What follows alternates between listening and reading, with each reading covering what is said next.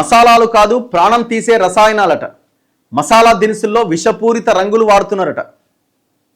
మసాలా దినుసులు అంటే ఇవే ఏవి మన ఇవన్నీ మసాలాల కోసం వాడతాం కదా, లవంగాలు, యాలకులు, ఇవన్నీ రకరకాల మసాలాలు.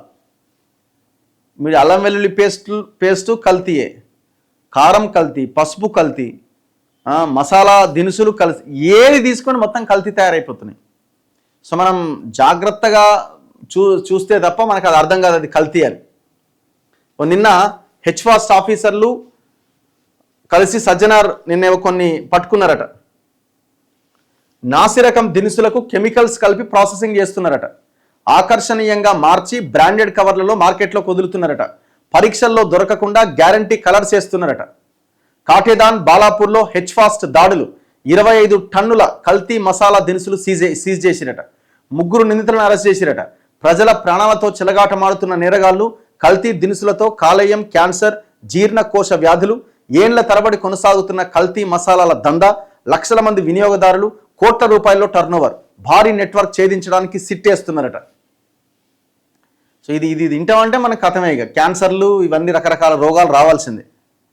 చాలా దారుణం ఇది. ఈ కల్తీ ఫుడ్ అన్నది, ఇప్పుడు ఈ కల్తీ ఫుడ్ నివారించడానికి ఏం చేయాలా? ఎక్కడికక్కడ ఈ ఫుడ్ సెక్యూరిటీ ఆఫీసర్స్ ఉండాలి. తెలంగాణలో 33 జిల్లాలో ఎంతమంది ఆఫీసర్లు ఉన్నారు? ఫస్ట్ బయట పెట్టండి.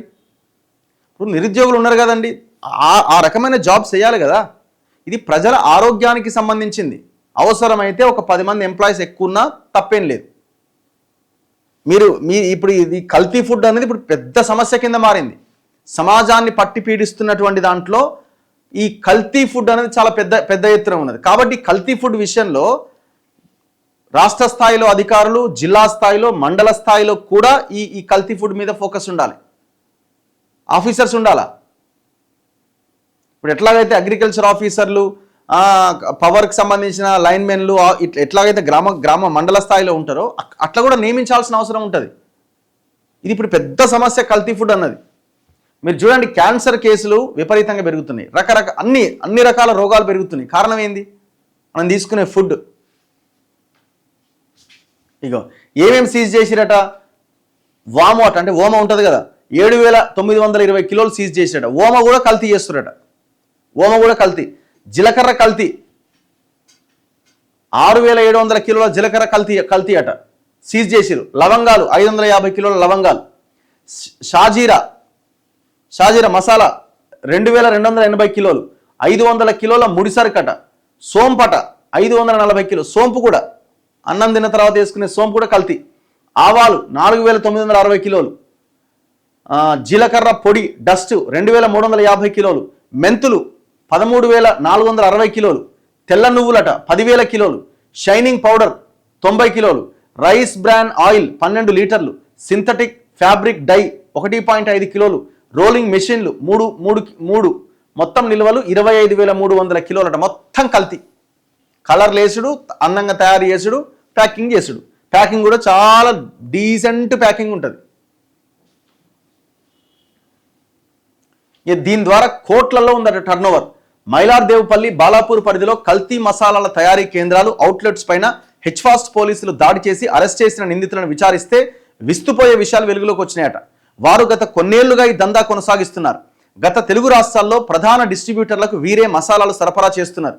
వీరి వద్ద సరుకుల కొనుగోలు, క్రయ విక్రయాలు, డిస్ట్రిబ్యూషన్కి సంబంధించిన ఆర్థిక లావాదేవీలు పరిశీలిస్తే లక్షల్లో వినియోగదారులు ఉన్నారట. అంటే ప్రతి షాప్కి పోయేవి ఇక్కడి నుంచే పోతున్నాయి. ఇక ఆలోచించండి, ఇక మనం తింటున్నది ఏందన్నది.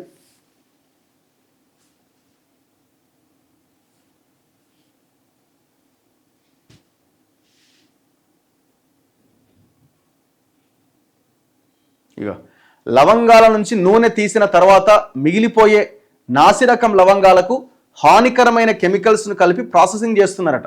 ఊరి నాయన, ఎంత ఘోర. లవంగాలతో పాటు ఆవాలు, షాజీరా, వాము, మెంతులు, జీలకర్ర, సోంపు, నువ్వులు వంటి మసాలా దినుసులను కూడా ఇలాగే ప్రాసెసింగ్ చేస్తున్నారట. ఇందుకోసం ఇండోర్ నుంచి ప్రత్యేకంగా ఒక మెషినరీ తెప్పించారట. ఇలా కల్తీ చేసిన మసాలాలు మార్కెట్లో 30 నుంచి 50% తక్కువ ధరకు అమ్ముతున్నారు. హోటళ్లు, రెస్టారెంట్లు, ఫంక్షన్లు, ఇతర వ్యాపార సముదాయాల్లో ఈ నాసిరకం మసాలాలే వినియోగిస్తున్నారట. మొత్తం ఇవి క్యాటరింగ్ వాళ్ళకి పోతాయి. అందరు కాదు, కొంతమంది ఉంటారు. ఇక వాళ్ళు పెద్ద ఫంక్షన్ ఉందండి, 1000 మందితో ఫంక్షన్ అవుతుంది. ఏముంటుంది, టేస్ట్ నాలుకకు తగిలితే అయిపోయాక అంతే కదా. బా ఎంత ఘోరంగా ఉన్నదో.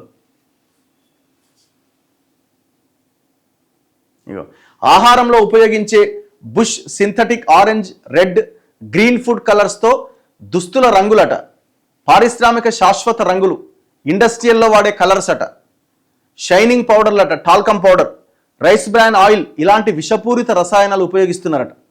ఒక తయారీ కేంద్రంలో ఏకంగా నాసిరకం ఆవాలకు ఫ్యాబ్రిక్ డై, టాల్కమ్ పౌడర్, నూనె కలిపి కృత్రిమమైన మెరుపు, బరువు, పరిమాణాన్ని పెంచుతున్నారట. మరికొన్ని యూనిట్స్లో లవంగాలు, షాజీరా వంటి దినుసులకు ఆకర్షణీయమైన రంగు రావడం కోసం సింథటిక్ రంగులు పూస్తున్నారట. కొన్ని యూనిట్లలో షాజీరా, అజ్వైన్ అంటే ఓమలో పారిశ్రామిక రంగులు కలుపుతున్నారట. ఇవి తిన్న మన బాడీలు, మన శరీరాలు ఏమైపోతాయి? ఎంత ఘోరం అసలు ఇది.